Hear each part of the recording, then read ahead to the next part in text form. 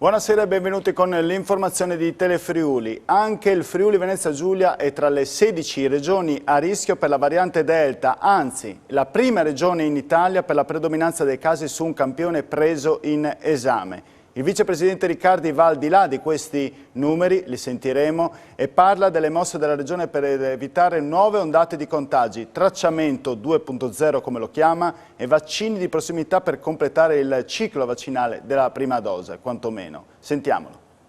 Il Friuli Venezia Giulia è al primo posto nella classifica nazionale per la presenza della variante Delta. Nell'ultimo sequenziamento sono stati 12 casi su 17 campioni analizzati, ma il vicepresidente Riccardi non vuole creare allarmismi. È un dato da prendere con le pinze, perché insomma, su 17 casi non si può dire che siamo inondati dalla Delta, però è evidente e tutti ci aspettiamo che la Delta diventerà la variante determinante. Sappiamo perfettamente che la Delta ha una capacità di infezione e una velocità più alta. I dati di oggi sui positivi sono in linea con i giorni passati. 10 nuovi contagi su quasi 4.000 tamponi. Nessun decesso, nessun ricoverato nelle terapie intensive. 8 quelli in altri reparti. Noi stiamo facendo una sorveglianza sanitaria molto puntuale. Questo ci è consentito anche dal numero dei contagi bassi, perché è evidente che con un numero di contagi di questo tipo siamo in grado di entrare molto puntualmente rispetto a quello che sta accadendo. Nell'80% i nuovi positivi sono under 60. Il contagio in buona parte riguarda persone giovani, ma l'origine del contagio comincia a diventare importante come contagio di importazione, quindi non è un contagio che nasce e cresce all'interno della regione. 2 sono le armi in mano alla regione per fermare la nuova ondata. Da una parte il tracciamento. Io lo chiamo il tracciamento 2.0, dobbiamo intensificare l'attività di sequenziamento, perché il sequenziamento ci consente di focalizzare puntualmente quello che è la tipologia dell'eventuale mutazione, quindi della variante. Dall'altra con i vaccini. Restano ancora basse le adesioni nella fascia d'età tra i 50 e i 70 anni.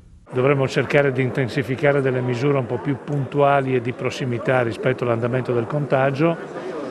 È evidente che noi ci giochiamo il futuro e quindi anche la nostra capacità di libertà rispetto alla dimensione di vaccinazione che saremo in grado di fare. E allora entriamo in uno dei 6 laboratori accreditati in Italia per il tracciamento 2.0. Andiamo a visitare l'Istituto di Genomica nel Parco Innovazione, dove si dà la caccia alla variante Delta. 2000 finora i campioni analizzati in tutta Italia. Il professore Morgante dice: dovremo abituarci a nuove varianti se non alcuni paesi resteranno indietro con la campagna vaccinale. Sentiamolo. Noi siamo dei cacciatori di sequenze di DNA, abbiamo sequenziato DNA da organismi di tutti i tipi. Quando è nata l'emergenza Covid abbiamo pensato di mettere le nostre competenze a disposizione della comunità nazionale e quindi iniziare a sequenziare il genoma del virus. L'Istituto Superiore di Sanità ha identificato 6 centri in Italia che affiancano i laboratori regionali per aiutarli nel lavoro di sequenziamento e noi siamo uno di quei 6 laboratori.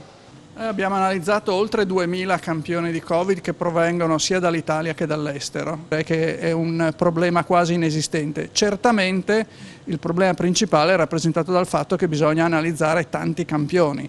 Il numero diventa decisivo perché le raccomandazioni degli organismi internazionali sono quelle di sequenziare almeno il 5% di tutti i tamponi positivi, cosa che in Italia purtroppo non si è riusciti a fare se non per poche regioni. Abbiamo campioni che sono venuti dal Lazio, campioni che sono venuti dal Veneto, campioni che sono venuti dalla Croazia e poi abbiamo fatto un grosso lavoro in supporto della provincia autonoma di Bolzano, che è una delle poche regioni che hanno mantenuto questo obiettivo di caratterizzare a livello di sequenza almeno il 5% dei campioni positivi. Io credo che il pericolo maggiore sia rappresentato dalla possibilità che restino nel nostro pianeta delle aree dove né vengono prese le misure di distanziamento né viene eseguita una campagna vaccinale efficace. Quelli potranno essere dei serbatoi nei quali il virus potrà ancora evolvere ed eventualmente diventare più infettivo.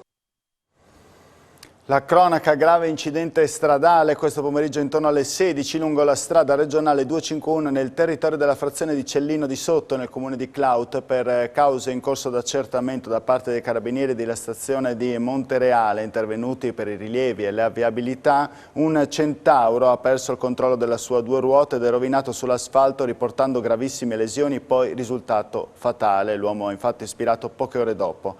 La persona deceduta aveva 65 anni ed era residente in provincia di Treviso. E a Lignano, nella laguna, invece il corpo di un uomo senza vita è stato trovato questa mattina intorno alle 7:30. A intervenire sul posto è stata la Capitaneria di Porto di Lignano Sabbiadoro che ha raggiunto il corpo della persona semisommersa dalle acque. Si tratta di un 75enne di San Vito a Tagliamento che ieri era uscito in barca. L'allarme è scattata nel momento in cui era stata avvistata un'imbarcazione senza persone a bordo nella zona compresa tra Aprilia Marittima di Latisana e Marano Lagunare. Dopo l'allerta sono entrati in campo i vigili del fuoco per una prima ricerca, nel timore che la persona a bordo del natante fosse finita in acqua. L'attività di ricerca però non aveva dato alcun esito fino a questa mattina quando c'è stato il rinvenimento della salma. E un uomo di 54 anni è morto questa mattina intorno alle 10, colto da un malore fatale, probabilmente un arresto cardiocircolatorio, mentre stava pedalando in sella la sua bicicletta. Durante un'escursione si è sentito male e si è fermato lungo la ex strada provinciale 8 a Monrupino, in prossimità del Monumento dei Caduti, in località Zolla. A dare l'allarme sono stati gli automobilisti di passaggio che hanno chiamato il 112. A perdere la vita un uomo residente a Duino Auresina. Voltiamo pagina, tempo di bilanci per i donatori di sangue della provincia di Udine. È un ottimo bilancio nonostante il Covid, con la provincia di Udine al primo posto in Italia per donazioni. L'associazione, che conta 53.000 iscritti di cui 30.000 attivi, nel 2020 ha registrato infatti 37.000 donazioni di sangue e plasma e ha permesso di inviare oltre 8.000 sacche di sangue sul territorio nazionale. Il traguardo raggiunto è stato anche applaudito oggi nel corso dell'Assemblea provinciale che ha confermato Roberto Flora alla presidenza, dal vicepresidente della Regione Riccardi e dall'assessore alla salute del comune di Udine, Barillari. Vediamo. Se andiamo a vedere i dati del 2019, al 2020 abbiamo perso un 0,2% che non è nulla a confronto, un migliaio di donazioni su 37.000 non è nulla. Anzi, io direi che lo dobbiamo vedere positivamente il 2020, perché l'associazione, quando tutto il mondo si fermava, i donatori non si sono mai fermati. E questo è importantissimo perché il sangue sappiamo benissimo che deve arrivare sempre negli ospedali, il plasma deve sempre arrivare per creare i farmaci per i tanti malati che ogni giorno devono assumerli, quindi qui in questo territorio c'è una popolazione che ha una cultura della donazione molto importante. E soprattutto l'anno della pandemia ha fatto capire, ha fatto comprendere quanto è importante la prenotazione, la donazione e la programmazione di questo dono. È un dono essenziale, un dono che non deve mai fermarsi e qua il Friuli lo ha dimostrato veramente alla grande, anche perché i dati ci vedono ancora i primi in Italia come numero di donatori sulla popolazione. I giovani si avvicinano? I giovani si avvicinano, sono tanti giovani che lavorano all'interno delle sezioni, loro sono il presente e il futuro dell'associazione. I prossimi 4 anni saranno un impegno, un lavoro anche per loro, ma soprattutto sarà l'impegno nostro di creare le nuove future generazioni, perché questa associazione merita il loro lavoro, la loro passione. Voltiamo pagina. Giuseppe Tellini sarà il candidato sindaco al comune di Palmanova alle prossime elezioni comunali. Sono davvero riconoscente a quanti hanno riposto in me grande fiducia, in primis a Francesco Martinez, che ha saputo incarnare gli ideali e l'ambizioso progetto politico-amministrativo che ha cambiato Palmanova, ha affermato Tellini. Per me sarà un onore poter servire la mia città. A Palmanova serve un ulteriore ma incisivo passo avanti per consolidare la rinascita all'insegna della vivibilità e vivacità della comunità. Giuseppe Tellini, molto conosciuto in città e in tutta la Bassa Friulana come medico e pediatra, da poco in pensione ha svolto nella giunta Martinez il ruolo di assessore al sociale, alla salute e al volontariato. E oggi è iniziata la corsa ai saldi, ma con grande attenzione da parte della clientela, e questa è infatti la tendenza che si è registrata nella prima giornata di saldi estivi che aiuteranno a fare affari sia ai titolari dei negozi sia ai clienti che hanno dimostrato una nostra troupe, lo ha anche documentato, per esempio nel punto vendita di Arteni di Tavagnacco. Chi è entrato per lo shopping è riuscito a portarsi a casa capi anche con il 50%, puntando soprattutto a calzature e a capi d'abbigliamento. Daniele Paroni. Allora le chiedo cosa sta cercando nel primo giorno di saldi? Dunque non stavo cercando proprio niente, in realtà poi ho acquistato un paio di jeans per la mamma che comunque... Quanto avete risparmiato? Un risparmio giusto, la qualità è ottimale, per cui siamo soddisfatti. Questi li acquista in saldo? Sì, adesso li proviamo, se calzano come vorrei e se mi piacciono, poi sì, li prendiamo. Quanto si risparmia? Credo questo il 30%, il 20%, quindi conviene. Ha acquistato qualcosa approfittando dei saldi o no ancora? Sì, certo. Posso chiederle che cosa? Dei jeans, delle camicie e basta, per ora. Comunque continuiamo a fare il giro, vediamo se c'è qualcosa che ci interessi e che sia un saldo onesto. Ecco, quando le dice saldo onesto, che cosa significa? Il giusto prezzo, che insomma non sia doppato, ecco, il prezzo, no? Primario. Ha comprato per lei e per la signora? Entrambi. Posso chiedere cosa ha comprato, signora? Sì, un paio di jeans. Saldi, ne ha approfittato? Sì, certamente, certo, è un'ottima occasione. Quanto ha risparmiato? 50 in questo caso, per cento. E il fatto di essere stati chiusi, costretti, i saldi se li gusta un po' di più? Sì, sicuramente sì, sicuramente. Certo. Ha cambiato espressione nel... Sì, è vero, è vero. Quindi basta saldi o... No, continuo.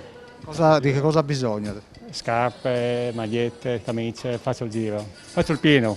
Pare che la gente si sia ormai abituata al distanziamento. Sì, lo confermo, infatti c'è molto controllo a non stare troppo vicini, alle distanze tra uno e l'altro, e quindi ci fa molto piacere perché vediamo che ormai siamo tutti abituati a rispettare quelle che sono le regole. La spesa, il risparmio che si può... Spendevamo 100 euro fino a ieri, oggi? Ma devo dire che li continuiamo a spendere, anche perché noi fino ad oggi stiamo vendendo tante cerimonie, c'è un grande ritorno quindi alla ricerca dell'abito elegante per la cerimonia che non si è potuta fare per un anno e che si ritorna a fare, quindi spendiamo, lo scontrino medio continua ad essere alto.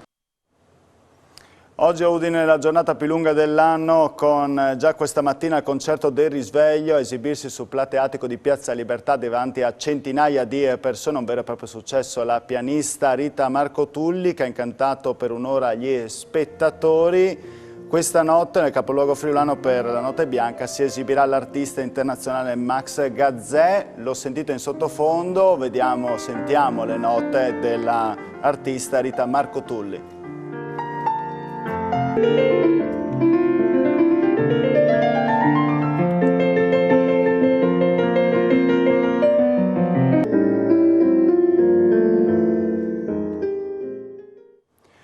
E in attesa del responso della Commissione che sta valutando l'istanza di protezione internazionale necessaria per ottenere il permesso di soggiorno in Italia, Ljubomir Boskoslavec è tornato a suonare la sua fisarmonica. Lo vediamo nelle immagini appena girate dal nostro Giancarlo Virgilio. Il fisarmonicista era stato rinchiuso al CPR di Gradisca di Sonzo quando a Grado l'11 giugno scorso fu trovato con il permesso temporaneo scaduto. La mobilitazione dei cittadini, la vasta eco che ha avuto la sua storia sui media locali e nazionali, i flash mob e la raccolta firme attivate da Oikos hanno poi contribuito ad accendere i riflettori sulla sua storia. Oggi il maestro fisarmonicista ucraino, attualmente ospite del centro Valducci di Zugliano, è tornato a occupare uno dei luoghi più cari, ovvero Piazza Matteotti. L'esibizione simboleggia un primo ringraziamento da parte dell'artista 59enne alle centinaia di udinesi. Sentiamolo anche lui appunto in queste noti sull'Inno d'Italia oltretutto.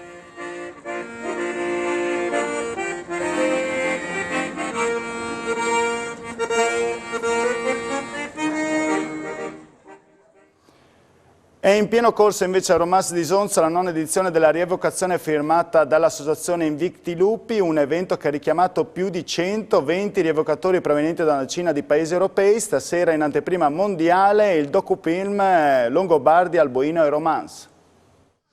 Sono con Matteo Grudina, un'altra giornata intensa, avete per così dire vinto perché avete avuto il coraggio di organizzare questa nona edizione. Sì, abbiamo avuto il coraggio, anche l'abbiamo fatto l'anno scorso nel 2020 e quest'anno nel 2021 ancora meglio perché grazie anche allo sblocco delle ultime norme, anche come la mascherina all'aperto e in questi luoghi come quello dei laghi che vediamo oggi, un ambiente enorme, abbiamo convogliato a Romance di Sonzo l'Europa.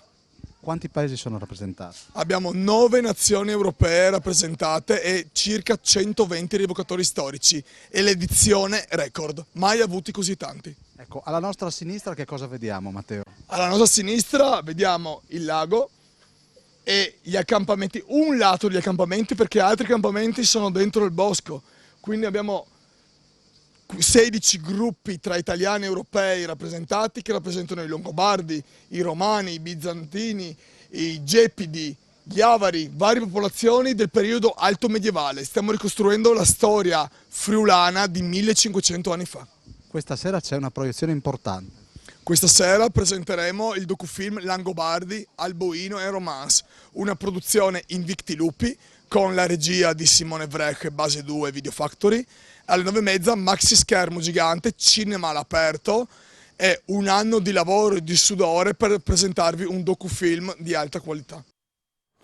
Lignano in lutto per la morte di Steno Meroi, storico sindaco della città. Meroi nel 1984 inaugurò il parco Hemingway, cui seguì nel 1986 l'istituzione del premio Hemingway. Questa è la foto che lo avevano ritratto nel corso dell'inaugurazione di un nuovo totem all'ingresso del parco di Lignano. Era il 2019, è morto oggi a 80 anni. Io ringrazio per la vostra cortese e fedele attenzione e vi auguro buona serata. Arrivederci.